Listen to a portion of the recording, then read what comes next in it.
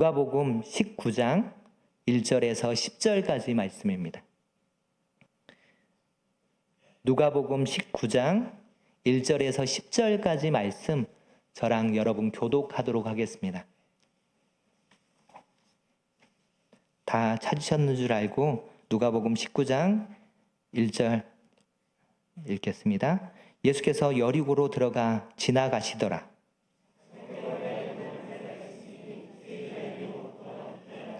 그가 예수께서 어떠한 사람인가 하여 보고자 하되 키가 작고 사람이 많아 할 수 없어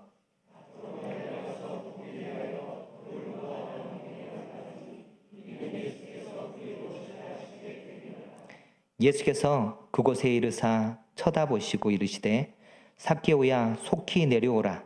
내가 오늘 네 집에 유하여야 하겠다 하시니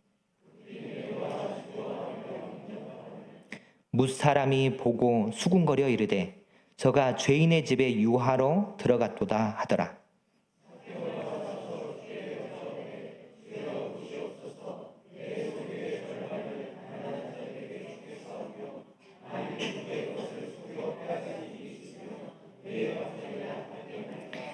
예수께서 이르시되 오늘 구원이 이 집에 이르렀으니 이 사람도 아브라함의 자손이비로다. 인자가 온 것은 잃어버린 자를 찾아 구원하려 함이니라. 아멘.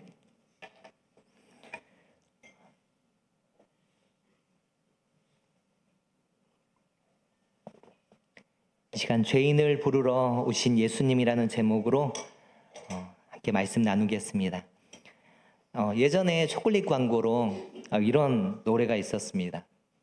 많이 들어보셨을 거예요. 네. 말하지 않아도 알아요. 네. 몇 대, 20대까지 아는 건가요? 몇 대까지 아는지도 모르겠습니다. 네. 근데 정말 이렇게 말하지 않아도 우리가 알던가요? 옆에 있는 사람이 말하지 않아도 뭔가가 딱 통해서 아나요? 그렇지 않은 것 같습니다. 저는 그렇지 않더라고요. 말해줘야 알겠더라고요. 분명 마음과 마음이 통하는 것이 있는 게 맞습니다. 그런 게 있습니다. 그런데 표현을 해줘야 어떠한 마음인지를 알고요.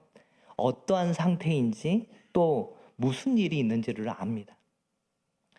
제가 이제 지난주에 설교를 이번 설교를 좀 준비하다가 제 동기 목사님, 40대인 제 동기 목사님과 전화로 서로 대화를 해가는데 이 목사님이 40대인데 아직 결혼을 안 한 건지 못 한 건지는 잘 모르겠지만 네, 아무튼 아직 미혼인 목사님이 미혼인 목사님이에요. 근데 다른 선배 목사님이 소개를 시켜줘서 이게 자매 한 분을 이렇게 만나고 있다고 막 얘기를 저한테 하는 거예요.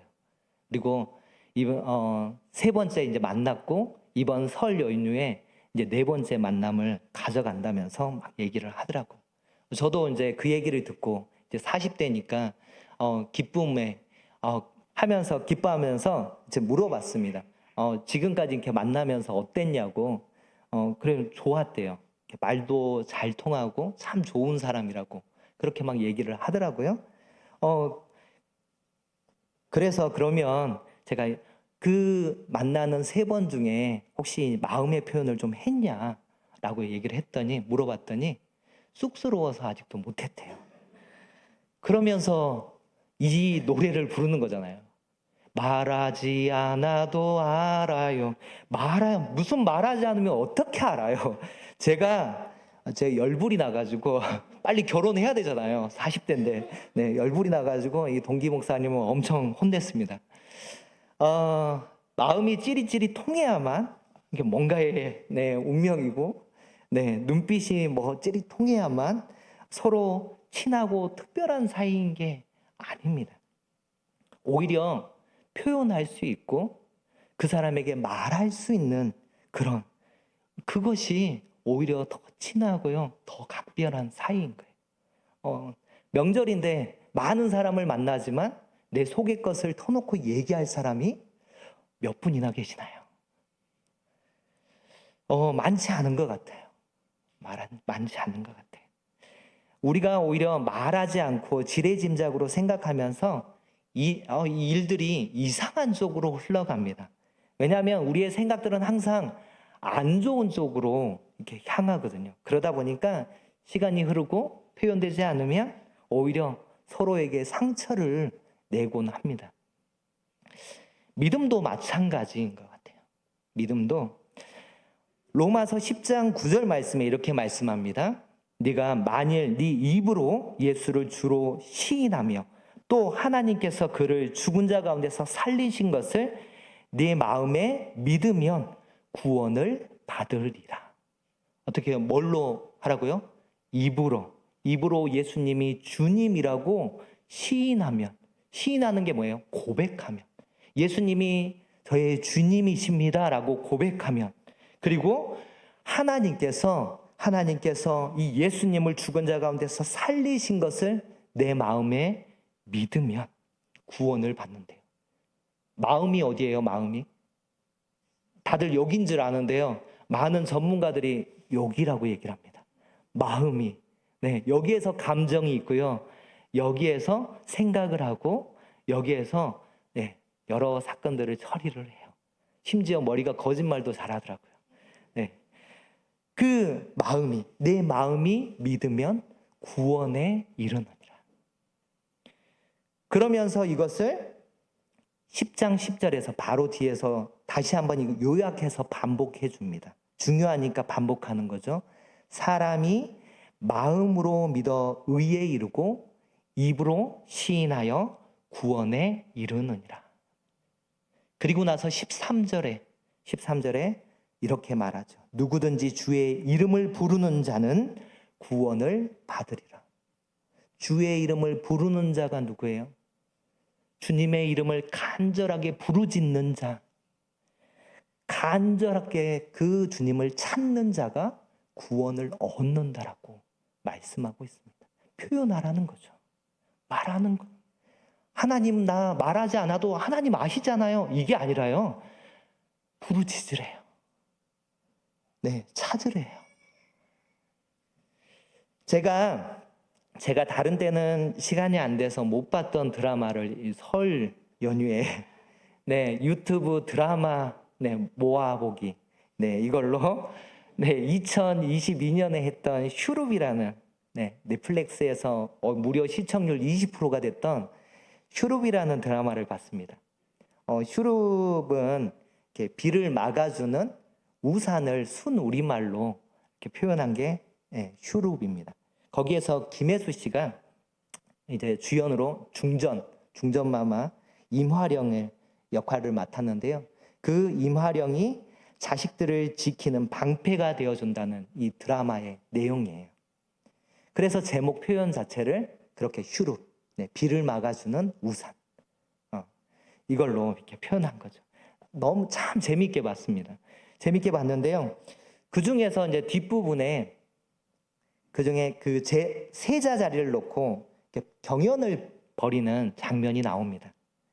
다른 후궁들의 자녀들과 이 중전의 아들 성남대군이 대결을 해가는 이 최종 그 지점에 이 3명의 대원군이 남습니다. 3명이 남는데 그 중에서 보공군이 이 대비마마에 의해서 보패를 거두고 자진 탈락하는 상황이 생깁니다. 왜 그럴 수밖에 없는 가장 큰 이유가 뭐였냐면 그 어머니 태소영이 이 중궁전 시녀 출신이었기 때문에 이 대비마마가 너 탈락해라, 너 그냥 그만둬라라고 얘기를 합니다. 그리고 이 상황들 가운데 정말 많이 힘들어했던 보공군을 자기 자식이 아닌데도 이 중전인 화령이 따뜻한 손길로 그를 보듬어줍니다. 그러면서 이 보공군에게 화령이 얘기합니다. 너는 괜찮은 것이냐? 보공군이 말합니다. 전 아무렇지도 않습니다. 그러자 화령이 말합니다. 힘들면 힘들다고 말해도 괜찮다. 아프면 아픈 티 내어도 된다. 그래야 사람들도 알아. 네가 괜찮지 않다는 걸. 우리는 항상 힘들지만 힘든 것 자체를 표현하지 않고 살아요. 바쁘고 참 급박한 그 시대를 살아가면서 우리가 누군가에게 계속 표현한다는 거, 이게 참 쉽지 않은 것 같습니다. 그래서 이 시간에 한번 저를 따라서 우리 자신에게 한번 표현해 봤으면 좋겠습니다. 자, 저를 따라서 한번 이렇게 손도 한번 가슴에다 올려보고 자신을 토닥이면서 한번 해보겠습니다. 자, 힘들면 힘들다고 말해도 괜찮아. 실수해도 괜찮아. 그래도 하나님이 너를 여전히 사랑하시잖아. 네.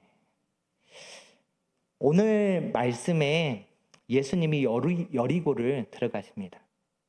여리고는 예수님 당시에 굉장히 상업적으로 활발했던 곳이에요. 특별히 물류의 상당 부분이 이 여리고를 지나갑니다. 그런 그곳에 세리장, 요즘으로 따지면 이제 여리고성 세무서장 정도 되는 것 같아요. 이 세무서장, 네. 그리고 돈이 아주 많은 부자로 표현되고 있는 삭개오가 있었습니다. 그 삭개오가 예수님이 여리고를 지나가신다는 소식을 듣고 사람들이 모여 있는 곳으로 막 달려갑니다. 그런데 키 작은 삭개오가 도저히 어찌해 볼 방법이 없는 거예요. 그래서 삭개오는 절실한 마음으로 주위를 쭉 살펴봅니다. 살펴보면서 방법을 찾다가 보게 된 게 뭐였냐면 돌 무화과 나무였어요. 그 무화과 나무를 이렇게 올라가기로 합니다. 그런데 어떤 사람들은 삭개오가 그냥 예수님에 대한 호기심만으로 나무에 올라갔다라고 얘기를 합니다. 그런데 제가 볼 때는 도저히 그렇지 않은 것 같아요. 삭개오는 이 돌 무화과 나무에 올라가는 게 아마 굉장히 쉽지 않았을 거예요. 많이 어려웠을 거예요. 한번 생각해 보세요. 그는 이스라엘에서 상업적으로 굉장히 발달한 여리고의 세무서장입니다. 이때 당시에는요, 로마의 식민지였어요. 이 가나안 땅이 로마의 식민지였어요. 그런데 나름 로마로부터 높은 권위를 부여받은 자리가 이 세리장이 이 자리였어요. 그리고 또한 그는 무시당하지 않기 위해서 부자라는 꿈을 향해서 수단 방법 가리지 않고 열심히 달려왔습니다. 그랬던 그가 체면물사하고 나무를 올라간다고요? 더군다나 키가 작아서 어렸을 때부터 키 작은 것에 대한 컴플렉스가 있을 것인데 그 컴플렉스를 떠안고 오히려 나무에 올라가면 사람들이 그 나무에 올라가는 모습을 볼 수도 있고 나무에 올라가 있는 그를 보면서 오히려 그의 컴플렉스, 키 작은 컴플렉스가 그대로 모든 사람에게 다 드러나는 상황입니다. 쉽지 않은 상황에 그 나무로 올라간 거죠. 그러면 삭개오는 왜 돌무화과 나무에 올라갈 수밖에 없었을까요? 삭개오는 예수님에 대한 소문을 들었습니다. 소문을 들어보니까 막 이런 소문들이 들리는 거예요. 애들은 가라 하는 이 사회 분위기 속에서 예수님이 어린 아이들을 용납하시고 축복하셨다는 소문을 듣게 돼요. 뿐만 아니라 부자 관원이 찾아왔을 때도 만나 주셨다는 소문을 들어요. 그리고 죄인들이 걸린다는, 사회 이 시간에 죄인들이 걸린다는 이 나병도 이 나병 환자를 만나서 또 맹인들도 예수님이 다 고쳐주셨다는 소문을 듣습니다. 아마 삭개오는 예수님이 나도 만나 주실 수 있을까? 나도 만나 주실까? 하는 기대감으로 갔을 거예요. 삭개오는 어떤 가정에서 태어나서 자라갔는지를 잘 모르겠어요.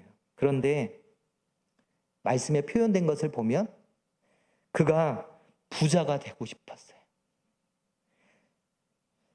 돈이 내 삶을 바꿔줄 거라는 그 생각으로 지금까지 수단 방법 가리지 않고 이렇게 돈을 모았습니다. 더 많은 권력, 더 많은 재물을 위해서 지금까지 열심히 바쁘게 달려왔습니다. 그리고 드디어 분명 그가 기대했던 높은 자리에 올랐고 또한 부자라는 목표를 이루었어요. 그런데 사람들이 자기에게 손가락질합니다. 자기를 싫어해요. 자기 주변에 자기랑 대화할 사람이 아무도 없어요. 누구 하나 자기 마음을 알아주는 사람도, 자기의 상황을 들어주는 사람도 아무도 없는 거예요. 얼마나 허무했을까요? 자기는 열심히 달려왔고 남들의 부러움을 사고 싶어서 이렇게 달려왔던 그의 삶인데 얼마나 허무한 그 허무함을 느꼈을까요? 삭개오가 처한 상황은 박하사탕이라는 영화가 있습니다. 그 박하사탕 영화를 아시는 분들은 알 거예요. 네, 거기에 그 설경구 씨가 주연으로 했던 그 대사, 나 다시 돌아갈래라고 하는 이것을 외쳤던 것처럼 삭개오도 지금 후회하고 후회하는 그 상황일 거예요. 그럼에도 자기 스스로는 다시 돌아갈 방법이 없어요. 어떻게 해야 다시 돌아갈 수 있는지 그 방법을 알 수가 없습니다. 그런데 그때 마침 아까 얘기했던 예수님의 소문을 듣는 거죠. 혹시 예수님을 만날 수 있는, 그래서 다시 인생을 살아갈 수 있는, 이제 지금까지 살아왔던 삶이 헛된 것을 알았으니 다시 한번 새롭게 살아볼 수 있지 않을까라고 하는 그 기대가 삭개오에게 이 돌무화과 나무를 올라갈 수 있는 용기를 준 거죠. 자기는 용기 내어서 표현한 거예요. 내가 예수님을 만나고 싶습니다라는 그 용기를 내어서 표현한 게 돌무화과 나무를 올라간 거예요. 삭개오는 너무 절실했습니다. 예수님을 만나지 않으면 더 이상 버티지 못하고 죽을 것만 같았습니다. 그리고 드디어 예수님이 앞을 지나갑니다. 그런데 지나가시다 말고 발걸음을 멈춰서서 삭개오 자신을 쳐다보며 말씀하십니다. 삭개오야, 속히 내려오너라. 내가 너의 집에 오늘 유하여야 하겠다라고 말씀하십니다. 삭개오는 예수님이 자기의 이름을 불러주면서 자기 집으로 가겠다라고 하는 그 말을 듣고 너무 기뻤어요.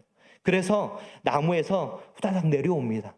그리고 바로 예수님께 말합니다. 뭐라고 말하냐면 이렇게 얘기하죠. 주여, 내 소유의 절반을 가난한 자들에게 주겠사오며 만일 누구의 것을 속여 빼앗은 일이 있으면 내 갑절이나 갚겠나이다. 삭개오가 말하는 이 말은요, 자기가 머릿속으로 계산해서 하는 말이 아니에요. 그리고 이 상황에 지금 맞지 않는 생뚱맞는 말도 아닙니다. 삭개오는 지금 예수님께 이제 제가 지금까지 인생의 목표로 삼았던 돈을 위한 인생이 아니라 영생을 위한 삶을 살겠습니다라고 신앙 고백을 하는 거예요. 돈을 목숨보다 소중하게 여기며 달려왔던 그가 이제 돈을 내려놓습니다.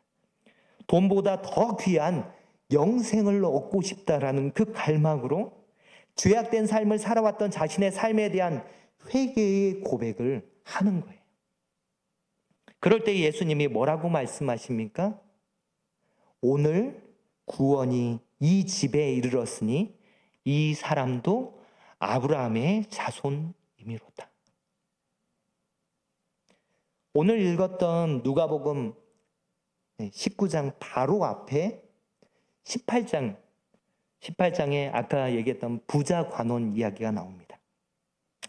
부자 관원이 그렇게 예수님 앞에 찾아와서 이렇게 얘기하죠. 선한 선생님이여, 내가 무엇을 하여야 영생을 얻으리이까? 이 질문에 예수님이 이렇게 말씀합니다. 네게 아직도 한 가지 부족한 것이 있으니 네게 있는 모든 것을 다 팔아서 가난한 자들에게 나누어 주라. 이렇게 말씀합니다. 그러니까 부자 관원이 이 예수님의 말씀을 듣고 어떻게 반응하냐면 심히 근심합니다. 심히 근심하고 그냥 가버립니다. 영생에 다 갈망이 없어요. 예수님께 분명히 질문은 이렇게 얘기했어요. 어떻게 하여야 영생을 얻겠습니까? 라고 질문했어요. 그런데 예수님이 말씀해 주시는 그것, 모든 것을 다 팔아 가난한 자들에게 나눠주라고 말씀하시는 그 말씀 앞에 심히 근심하다가 떠나요. 왜요? 자기에게는 돈이요, 영생보다 더 가치 있는 거였어요. 그가 아무리 머리로 굴려봐도 이것은 수지가 맞지 않는 거예요. 그는 영생에 대한 갈망이 있다고 생각하지만 그 갈망이 돈에 대한 욕심을 넘어서지를 못하고 있어요. 그것을 예수님이 아시고 이 얘기를 하시는 거죠. 네가 한 가지 부족한 것이 있는데 너의 모든 재산을 다 팔아서 이 가난한 자들에게 나눠줘라.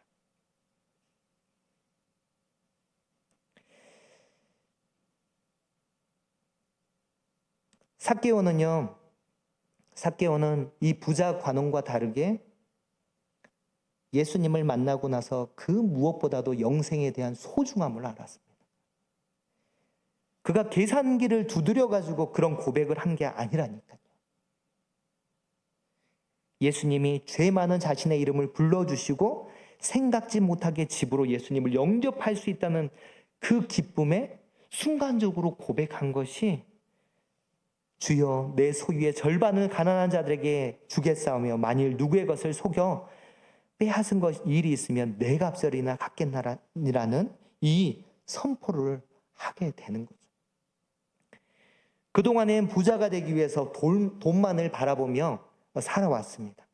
그리고 온갖 나쁜 짓들을 해왔을 거예요. 그런데 새로운 삶을 살겠다고 구원에 대한 간절함을 표현해 갑니다.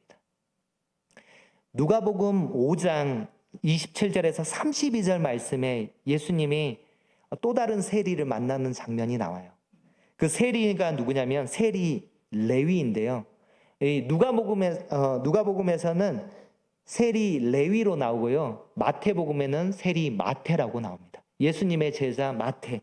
그 마태를 부르실 때 마태가 너무 기뻐 잔치를 베풉니다. 그런데 그 모습을 보면서 바리새인과 서기관들이 그렇게 얘기를 합니다. 너희가 어찌하여 세리와 죄인과 함께 먹고 마시느냐, 이렇게 비방하는 거죠. 그때 예수님이 그들을 향해서 이렇게 말씀하시죠.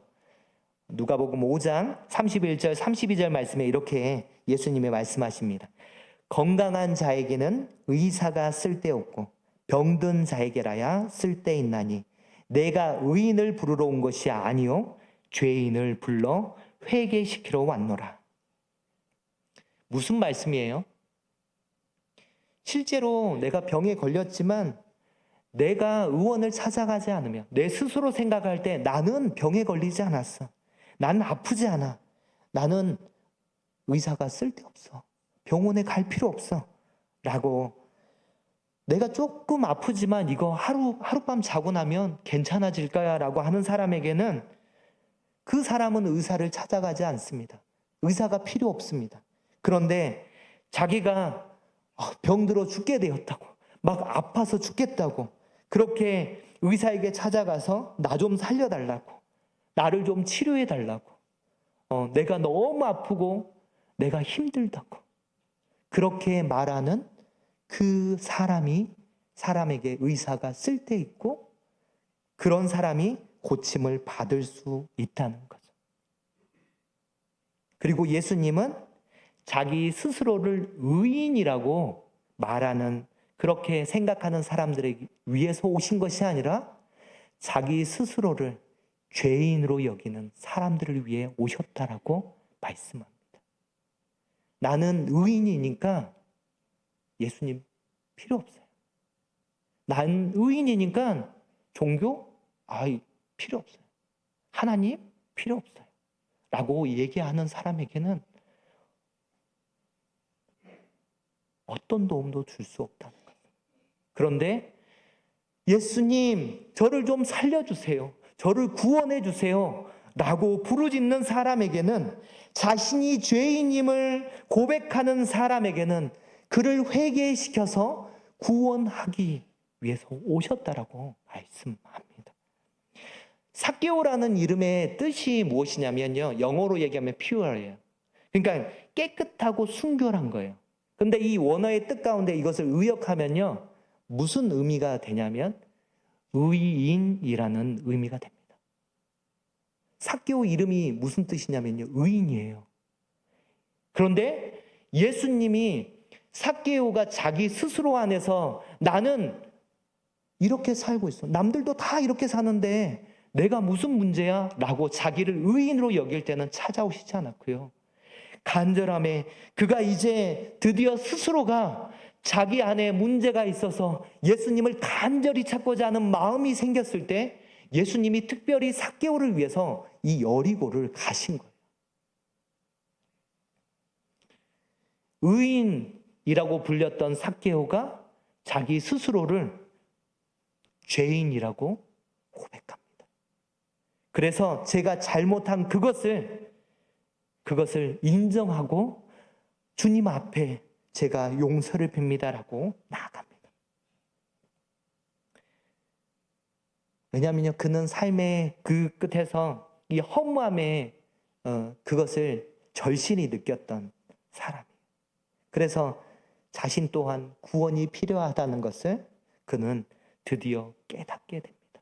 그리고 예수님을 만나고 나서야 그 자신이 죄인이라고, 주님이 필요하다고 고백하게 되는 것이죠. 예수님은 그런 삭개오와 같은 죄인을 부르러 오셨습니다. 그런 주님께 우리가 용기 내어서 고백하며 나갔으면 좋겠습니다. 우리의 삶 가운데서 이렇게, 주 예수님, 저는 죄인입니다. 저를 불쌍히 여겨 주시옵소서. 저를 구원하여 주시옵소서. 주님이 아니면 제가 살 수 없습니다. 아직도 자기가 스스로가 의인이라고, 주님의 도움이 필요 없다라고 생각하시는 분들은 우리가 매 주일마다 담임 목사님께 요한일서 1장 9절로 회개의 기도를 하잖아요. 그 1장 요한일서 1장 9절에 이렇게 말씀합니다.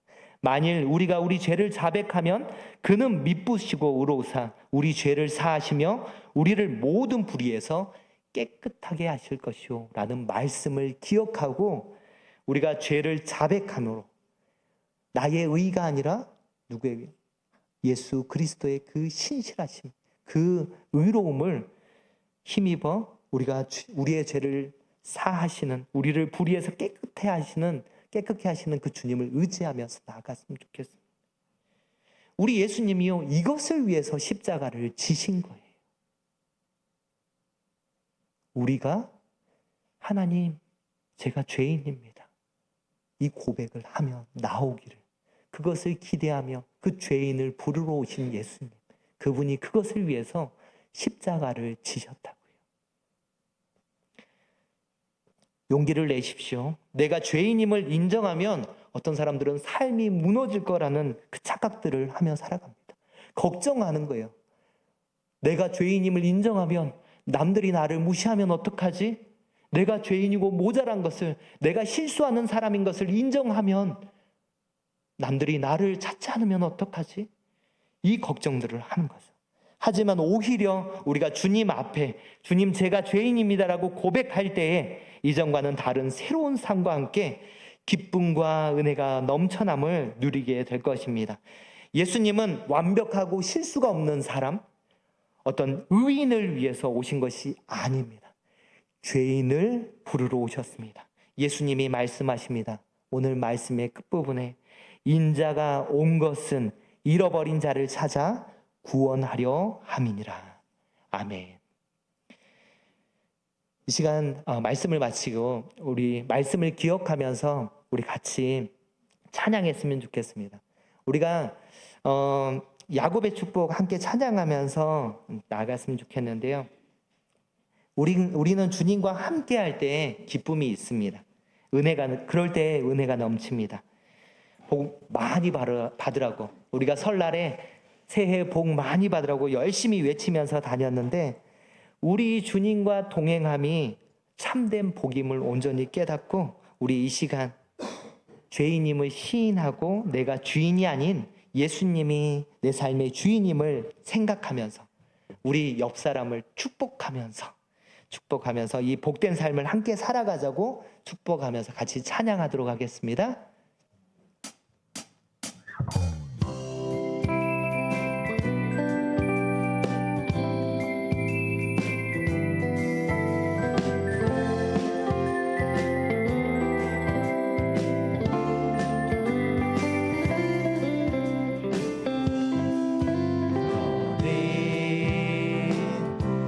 담장 너머로 뻗은 나무 가지에 푸른 열매처럼 하나님의 귀한 축복이 삶에 가득히 넘쳐날 거야.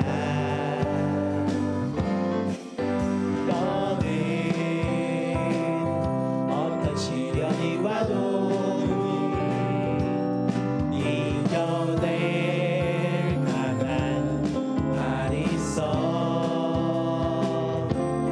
전능하신 하나님께서 너와 언제나 함께 하시니